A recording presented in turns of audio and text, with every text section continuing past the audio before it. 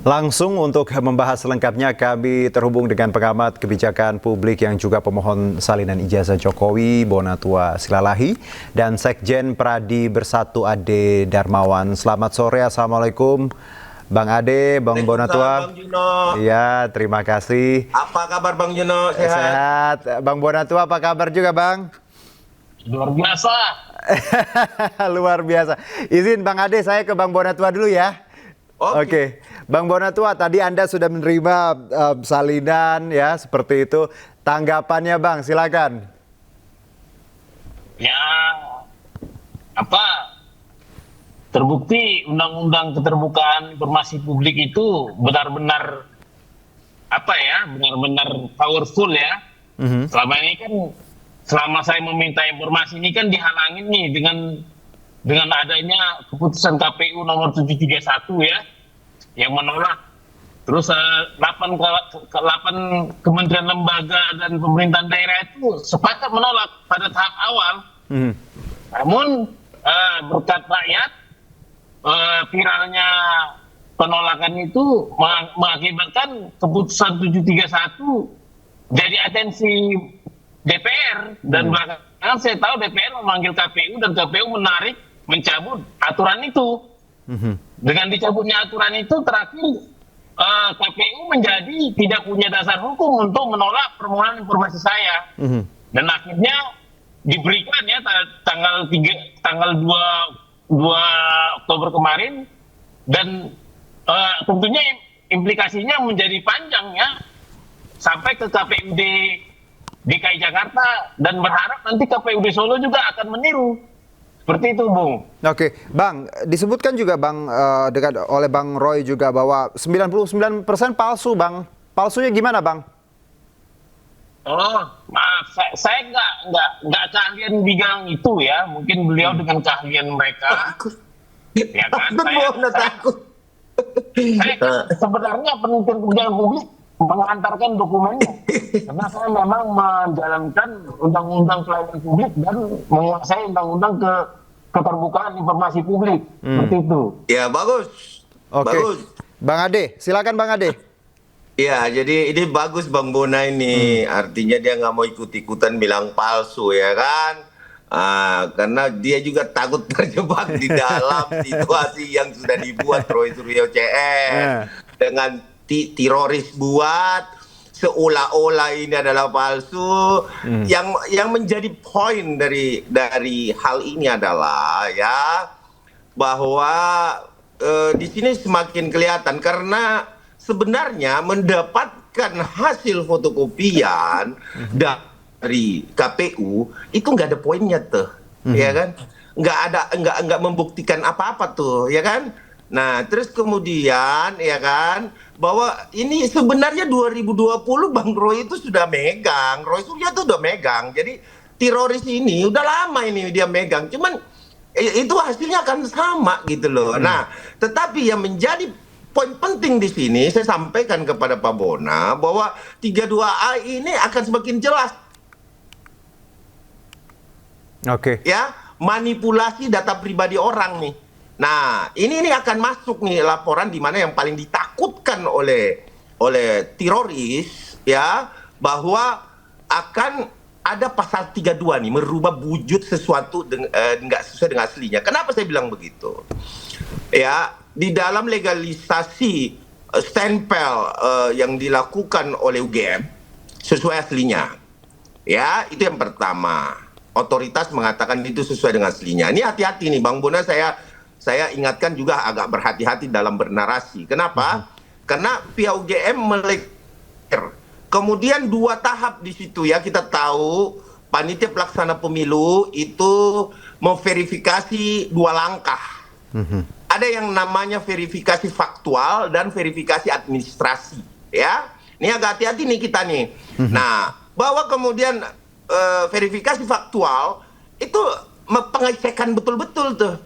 Mana aslinya, kemudian mana fotokopinya, terus disandingkan tuh sama KPU. Oh iya, terus yang legalisir itu faktualnya dia akan meng-cross check langsung kepada otoritas pembuat ijazah.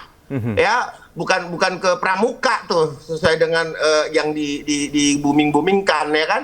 Tentunya KPU sesuai prosedur administrasi, saya rasa pakar administrasi itu Bang Bona tuh ngerti tuh, ngecek kemana, ke otoritas. Nah setelah otoritas menyampaikan clear and clean, ya itu kemudian baru dijadikan sahnya satu pendaftaran sebagai panitia pemilu pada saat itu.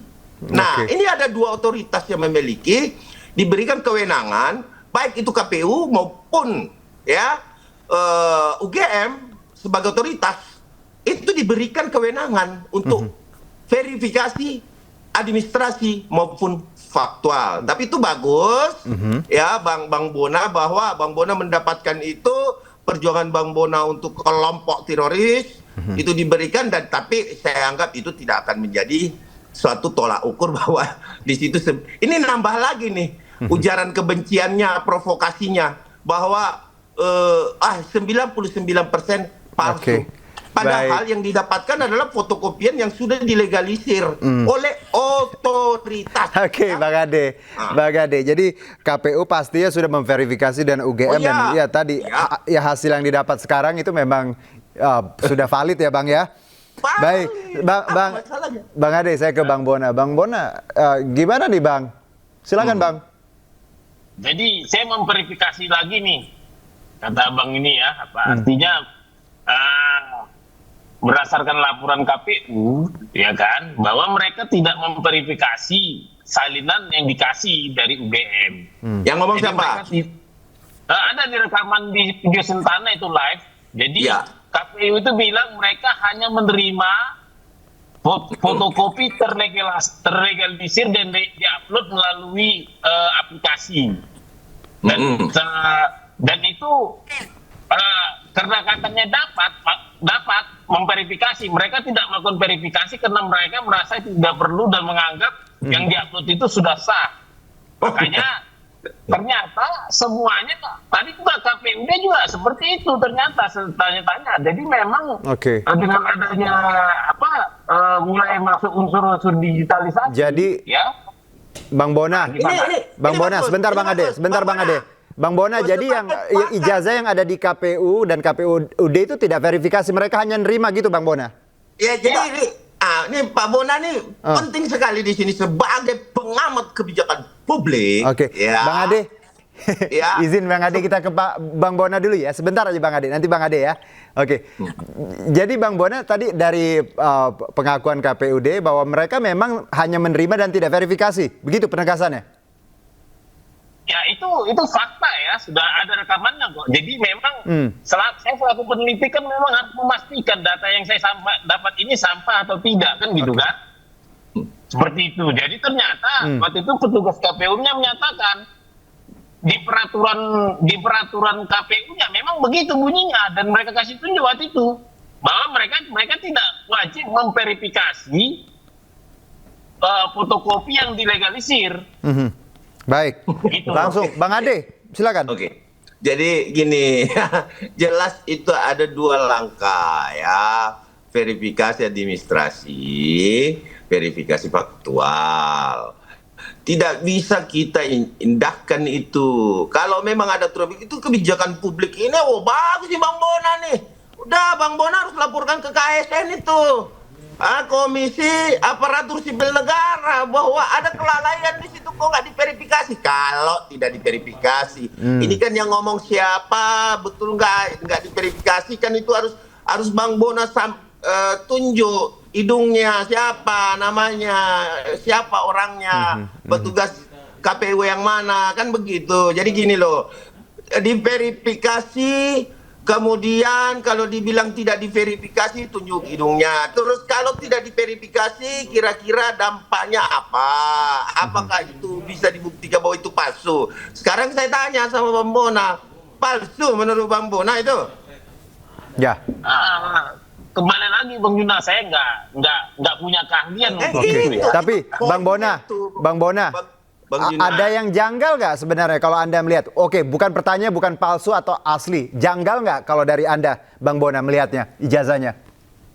Kalau saya kembali tidak punya punya pembanding untuk itu, dan penelitian saya juga nggak meneliti kejanggalan. Penelitian saya itu penelitian saya itu melihat ada atau tidak ijazahnya atau yang setara dengan ijazah asli. Nah, jadi itu yang benar. Artinya faktanya bahwa Presiden kita Republik Indonesia ke-7 ya itu menjadi presiden karena fotokopi ijazah legalisir. Bang Bona, karena menunjukkan aslinya. Bang Bona, izin Bang Bona. Bang Bona sudah, kalau tidak salah 2 kali ya Bang sudah menerima salinan ijazah ya Bang? Sudah, ya. Iya, ada beda nggak Bang dari 2 ini Bang? Ada bedanya. Oke, apa Bang? Bedanya di legalisir ya, pihak legalisir itu. Aduh, Bang Bona, gini Bang Bona, kalau cuma stempel bukan perbedaan itu Bang Bona. Oke, silakan Bang Ade. Jadi gini loh, maksud saya ini kita kembali lagi, kan sudah saya sampaikan bahwa Pak Roy Suryo dan kawan-kawan itu sudah memiliki itu dari 2020 ya, itu sudah dimiliki, itu tidak ada perbedaan itu. Ya, kalau kita mau jujur melihat fotokopi itu aja tidak ada analognya. Kenapa? Jelas bahwa yang memegang analog dan aslinya ya bapaknya si Joko Widodo lah sebagai pemilik ijazah. Ya kan? Terus nunjukin kepada mereka, emang mereka itu siapa gitu loh. Mau ditunjuk-tunjuknya emang siapa gitu loh. Kan itu persoalannya gitu loh. Apa kepentingannya dengan ijazah itu gitu loh. Buktikan saja bahwa itu palsu, clear gitu loh. Kalau memang bisa dibuktikan, tapi kalau song juga pakai fotokopian, ya mana pembandingnya yang asli? Kalau ada ijazah palsu pasti ada aslinya gitu loh.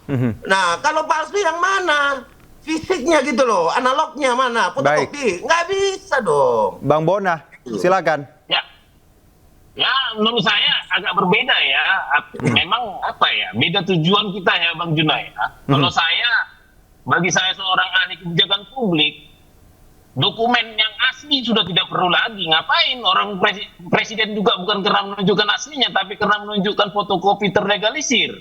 Ya berarti di DPR juga sama dong. Semua anggota DPR nggak nunjukin aslinya. Gimana sih Bang Bona nih? Aduh, Bang Bona.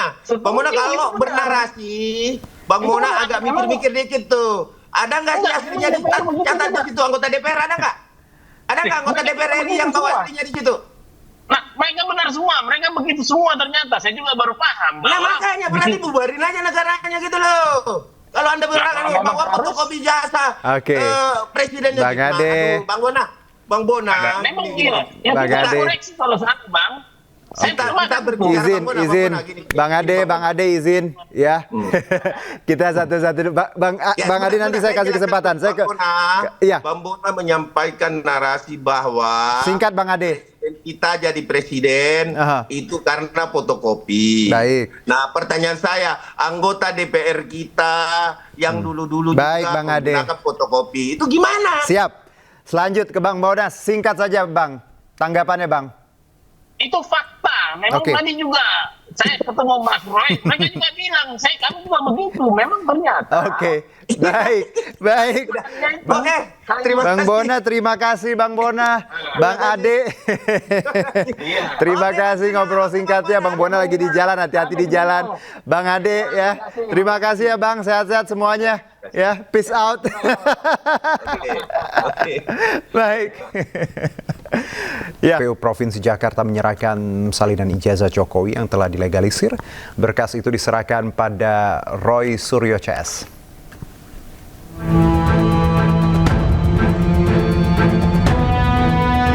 Roy Suryo dan seluruh pihak yang terlibat dalam kasus dugaan ijazah palsu Jokowi mendatangi kantor KPU Jakarta.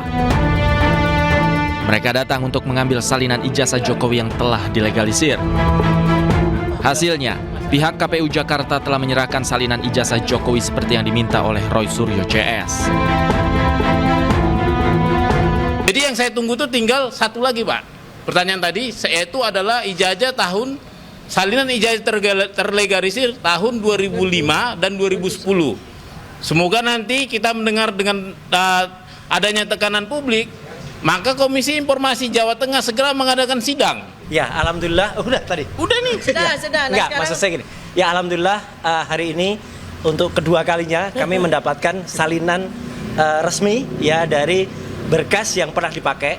Kali ini adalah dipakai oleh Joko Widodo ketika mengikuti Pilkada DKI Jakarta tahun 2012 ya.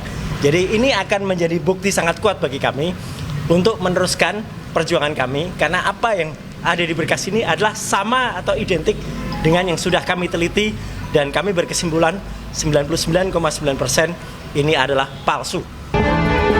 Salinan berkas ijazah Jokowi yang diserahkan KPU Jakarta adalah berkas administrasi yang sebelumnya diserahkan Jokowi untuk mencalonkan diri sebagai calon gubernur Jakarta pada tahun 2012 yang lalu.